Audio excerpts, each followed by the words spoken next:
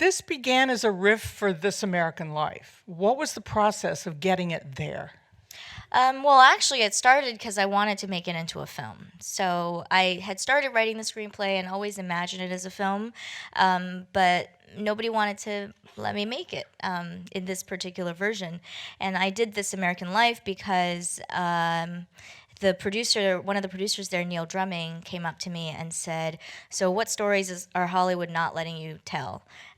Give those to me. I want to bring them to This American Life." And so I said, "Funny you should ask. There's a story about my grandmother," and that's how it started. So, of course, so we wrote. I wrote and then narrated it for This American Life. It took about a month and a half, and then after it aired, within 48 hours, I got all these calls from producers saying they now wanted to make it into a film. Now you find out. Okay. And Yeah. so what was the process like as they all came knocking at your door? Who was bidding, who was offering, who was promising what?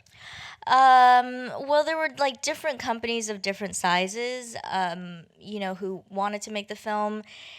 And like, so basically, I'll say before I did This American Life, I pitched a bunch of production companies, and people kept saying, "Is this an American film or a Chinese film?" And if I said, "Well, it's an American film because I'm American and this is from my perspective," but I do want to cast it 100% Chinese American because that's what reflects my family, and the people in China would actually speak Chinese, so it'd be subtitled.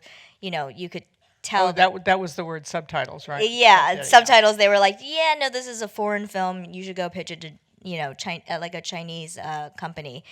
But then I would go pitch it to a Chinese company, and they would say, "It's a great concept, but if it's a Chinese film, the main character cannot be Billy. Her perspective is too American, and Chinese audiences are not going to resonate. So you have to create a Chinese character who's rooted in like these Chinese values, and maybe Billy can be a friend." And so, in either version, it was not the story that I wanted to tell. This was very close because it was about your family. How did you have to take their feelings and anticipate their reactions and take that into account? Well, I had my parents read the script pretty early on, more for practical reasons, because as we were doing translations into Chinese, I don't read or write Chinese, so I needed them to read it to tell me if it seemed Or that was your story anyway. right. Yeah, and I also wanted to make sure I was being respectful, so I had them read the script, and we went back and forth on more on like translation stuff, and so yeah, I think that with my parents were the only ones who read the script. No one else had, but I cast my great aunt in the movie to play herself. Like Little Nai Nai is my real Little Nai Nai, and Ellen is her real dog. But the dog has an agent, I gather, from. Oh, now she does. Yeah. Yeah, now she's like SAG and everything. So, Screen Animals Guild? yeah, exactly. But it worked for multiple reasons. Casting my great aunt, one is that Ellen won't sing for anybody else, and I always knew I had to cast Ellen because I don't know any other singing dogs. And if I had cast like an actor to play Little Nai Nai, Ellen wouldn't sing for that anyone else. But it also was great because it allowed me throughout the process to check in with her to make sure that it felt authentic. What about the other members of your family? Most of them haven't seen it yet. My great aunt just saw it on Monday in New York. She came to the premiere in New York. And she cried a lot in a good way, but it was very emotional for her. Because she thought she was going to ruin my movie. She kept saying, like, "I'm a normal person. My fat face is going to ruin your movie. Don't cast me." So it was wonderful for her to see it with an audience and everybody coming up to her after and saying, like, "You were so great. Can I take a selfie with you?" So that was really great. Yeah, that's it. No one else has seen it. My grandmother has not seen it. But that'll be coming soon? Don't know. It's a big question. So she still does not know. She has not seen the movie, and we can't show her because that means then she'll know. Because then she would know. So now the whole world is keeping your secret. Yeah. It's complicated. My mother we talked this morning, and she was like, "So I've been thinking maybe it's time to tell your grandmother." I was like, "Now? I mean, really?" She's like, "Well, you're in the New York Times."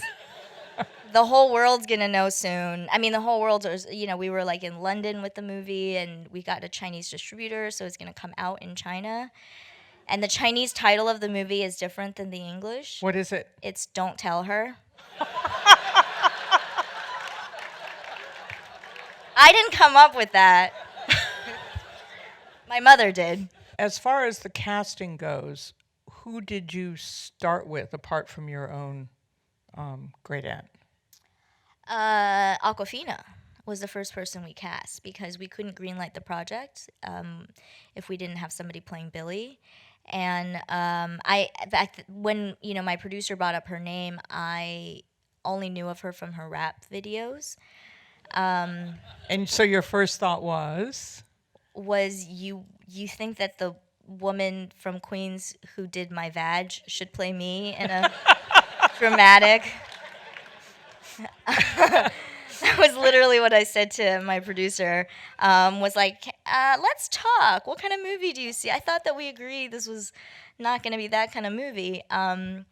But yeah, so she said you should just meet with her because she read the script and she really liked it, and you never know. And so we met, and Aquafina, aka Nora Lum, was raised by her own Chinese grandmother, and is very, very close with her Grandma Fina. And she just brought, she sent in a self-taped audition, and I watched it, and she brought you could see that she brought all of her personal experiences, and she has this great gift of being able to actually translate that onto screen.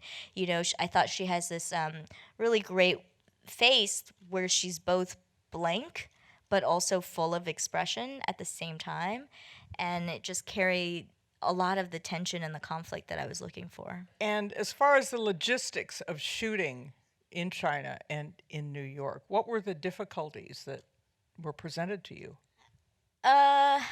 Well, anything goes in China, which is both good and bad, right? Like everyone works really hard. People are used to 7-day weeks, and people are used to just kind of being owned by the production for the duration of the production. And there's a real hierarchy that kind of mimics the old emperor system. Like people didn't call me by my name; they just call me director. And they'd be like, "Director, do you want this? Do you want this? Do you want that?" And then I came back to America. Nobody called me director. And I would be like, "Can I get this thing?" They're like, "Let's check with the unions first." And I'd be like, "Okay, right." So yeah, it's just very, very different, but both great in different ways. I mean, I think in China it was just such an extension of my family, and the film and the process was an extension of my family, where it was just chaos all the time, but in an organized chaos. What do you want people to take away from this film? I guess I want people to. I think a lot of people come into the film with an idea of a very strong perspective on the lie, and I'm not necessarily trying to change people's mind at all, because like I said, I don't even know what's right or wrong, but I just hope that people come out of it with a little bit of compassion, a little bit more understanding for the other side, and a recognition that maybe it's not about finding the answers. Maybe there is no right or wrong, and it's not our job to make this judgment, because we're living in such polarizing times, and I've had so many people say that they're divided from their family because they have a different perspective, and they're not even immigrants. They're not from another country. They're just from Texas but live in New York City. And those are very different cultures, right? And so I think I just want people to look at this and see the film and think about how we can learn to disagree with the ones we love, but maintain a sense of respect. And just because life is short, and I think so many people end up having regrets over these differences dividing them and their loved ones. We thank you for your work. Lulu Wang, thanks for being here. Thank you. Too.